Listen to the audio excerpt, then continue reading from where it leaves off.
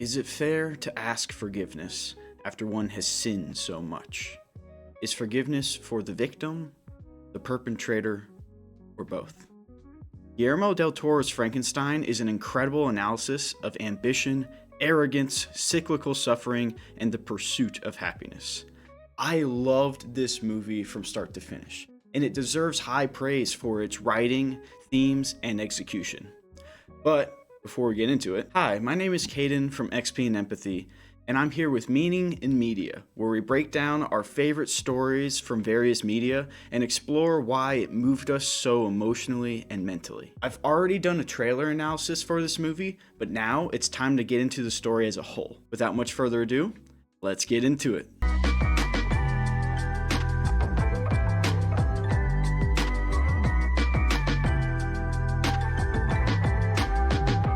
First, a bit of context. Frankenstein is based off of Mary Shelley's novel of the same name, although its full title is Frankenstein or the Modern Prometheus, which the movie, partially Christoph Waltz's character Heinrich Harlander, references several times. The original novel depicts mad scientist Victor Frankenstein's attempts to create and understand life, although in the book, it's purely out of his own ambition, whereas the movie gives him a much more nuanced motivation. Guillermo del Toro added his own narrative twist to this movie, changing it from a study on the cycle of revenge to a study on arrogance, ambition, and ultimately, how to forgive. The movie begins with a Danish ship trapped in ice while on an expedition to the North Pole, an expedition which the men wish to abandon, but their leader, Captain Anderson, orders them to push forward in the name of discovery and duty.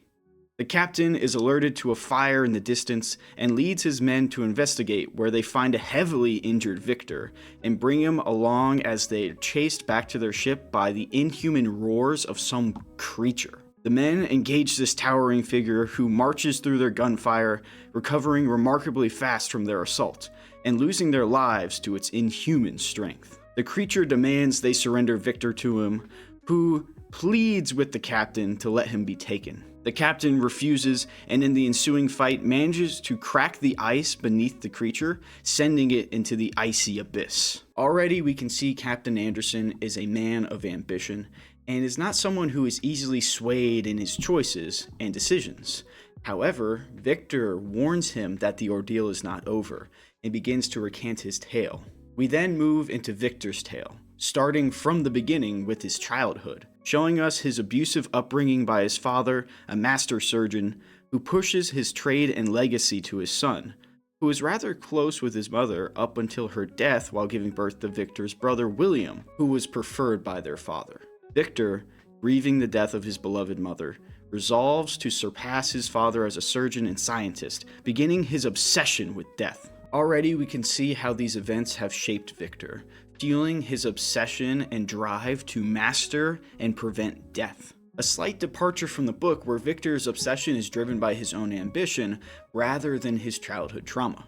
We next see Victor, years later, at a hearing about his standing at the Royal College of Surgeons in Edinburgh, where he demonstrates his research to the astonishment and disgust of the onlookers who cast him out. Victor is then approached by Heinrich Harlander, who offers to fund his research with some kind of vague deal, which Victor takes under consideration, especially after meeting with his brother William, who's become a successful financer and engaged to Harlander's niece, Elizabeth. Elizabeth immediately clocks Victor's arrogance, especially when he stalks her into a confession booth where she plays him like a fiddle. Although they grow close through their mutual interest in science and discovery, she rejects his advances and waxes poetically about being trapped without choice, like a butterfly. Victor, aided by William and pressed by an urgent Harlander, furthers his research and prepares to reanimate a full human body, made from harvested corpses of criminals and soldiers. He discovers that Harlander is dying from syphilis and that the merchant wishes to have his brain implanted into the new body. Victor refuses with the best line read in the movie. No. Harlander attempts to sabotage the experiment, but ends up falling to a gruesome death, while Victor continues the experiment, which appears to be a failure. However, the next morning, Victor awakens to the creature standing over his bed, now alive. Victor is elated and teaches the creature to say his name, and then chains him in the bowels of the tower. Victor is then visited by Elizabeth and William, who question the next steps, as Victor admits to not considering what he would do after the experiment succeeded, showing us that he had no consideration for the life he could be bringing into the world. Elizabeth bonds with the creature, much to Victor's chagrin, and Victor beats the creature in a manner similar to the way his own father beat him, passing down his trauma and hatred to his creation, and further demonstrating Victor's own narcissistic and jealous nature. Victor then deceives William that the creature is dangerous and sends him and Elizabeth away while he sets fire to the tower with the creature chained inside, showcasing yet again his own narcissism, as he does have a change of heart but far too late, which costs him his own leg. The creature returns and barges into the captain's quarters, holding back his wrath after realizing Victor has been telling his side of the story, and so the creature decides to elaborate on his own tale.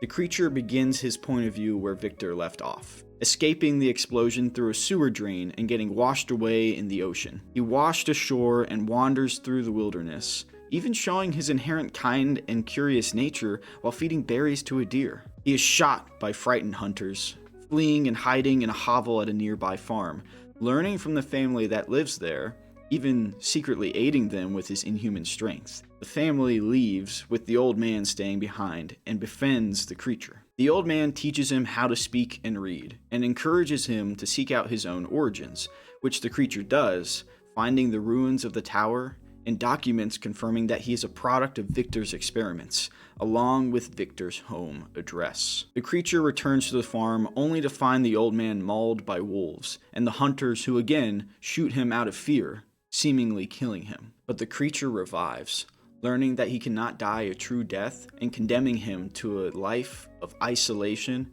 and endless fear-fueled hatred. Unless he can convince Victor to create a companion for him, which he tries to do after tracking down Victor at William and Elizabeth's wedding night. Victor, however, continues to showcase the incredible weight of his own ego, believing that the monster should thank him, and is repulsed by the suggestion he create another monster. But the creature believes that they can be monsters together. Yeah, that's a pretty heavy line. Victor voices his thoughts that the creature and his companion would create a new race that would drive humanity to extinction, showcasing that his own obsession with death continues to permeate every single thought. The creature attacks Victor for his cold disposition, causing Elizabeth to investigate and comfort the creature, only for Victor to accidentally shoot her when she shields the creature from his attack. The wedding goers and William then arrive and try to subdue the creature after Victor claims that the creature attacked her. And just as a personal aside here, Oscar Isaacs did a fantastic job with his performance because Victor is just the worst. In the ensuing altercation, William is knocked aside and mortally wounded, while the creature takes Elizabeth out to a cave and she comforts him as she dies, kind and compassionate to the last. William dies in Victor's arms, his final words telling Victor how he has always feared him. Victor chases the creature to the cave where they vow endless vengeance against each other, a cycle of hatred and suffering perpetuated into the Arctic, where the creature takes a stick of dynamite from Victor and attempts suicide, allowing Victor to flee. This, of course, does not work, and we come back to the present where we are in the story. The creature, Victor, and Captain Anderson aboard the ship. The creature laments their endless suffering and his coming isolation upon Victor's death. Victor apologizes and begs forgiveness, now accepting the creature as his son, and begs the creature to forgive himself. The creature ultimately grants Victor forgiveness as he passes away, and frees the captain's ship from the ice. The captain, now given a harrowing tale of the cost of ambition, resolves to take his men home. The creature wanders into the Arctic and embraces the sunlight, as Victor had taught him. This movie is beautiful, and there's plenty for us to take away from the themes of the story. Victor is an exploration of narcissism, ambition, and obsession with death. Throughout the movie, he is shown to be incapable of considering others' advice and opinions, always viewing them as lesser than himself. I even doubt the veracity of his affection for Elizabeth, who, may I remind us, is his brother's fiancée. His brother, whom he manipulates by sending away with work for the experiment while he spends time with Elizabeth. He fails to think about the consequences of his own actions and passes down his own trauma from his father to his creation. So with Victor as the example of how we shouldn't act, we can extrapolate how we should act. Take responsibility for our actions, ponder the consequences of our own choices, and have compassion for each other, just like Elizabeth. And overall, refute the abuse and suffering that has been thrust upon us. Be a force for kindness and empathy. Victor does have one saving grace by the end of the film. After suffering so much, he begs for forgiveness, apologizes to his son, and encourages his son to live his unending life to the fullest. The creature explores what happens to a kind and well-natured soul when it is abused and rejected by society. The creature endures this suffering, helping those in need and accepting and understanding their fear of him. He only kills once attacked, and even most of the time it's in self-defense or by accident, just by instinct. He only falls into rage when it comes to Victor, who is ultimately the source of his suffering. Perpetuating the cycle of violence and revenge only caused them even more suffering, which both of them understand by the end of the film and manage to find forgiveness for each other. You see, guys, when someone has wronged you, you can seek out vengeance or you can forgive and begin to heal. Revenge only opens those wounds again and again. It's never ending. What we need to understand is that forgiveness, no matter how hard it is to find, is for both you and the person who has wronged you.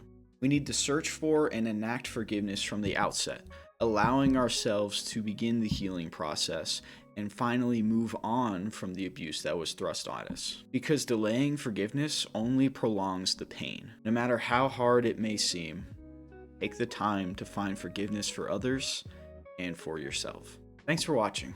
I really enjoyed this film and making this video. I love getting to share my thoughts and philosophies with you guys, and hopefully giving you guys a space to share your own thoughts and feelings as well. This video cannot capture the full experience of watching Frankenstein, so if you can, go watch it today. If you enjoyed this video, consider leaving a like and subscribing, joining the XP&E crew. My name is Caden, and remember, do good, be kind, keep writing your own story.